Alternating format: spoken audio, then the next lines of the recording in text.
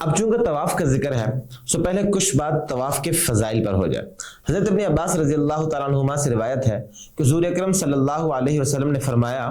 بیت اللہ شریف کے گرد طواف نماز کی مثل ہے، سوائے اس کے کہ تم اس میں گفتگو کرتے ہو، پس جو اس میں کلام کرے وہ نیکی کی ہی بات کرے۔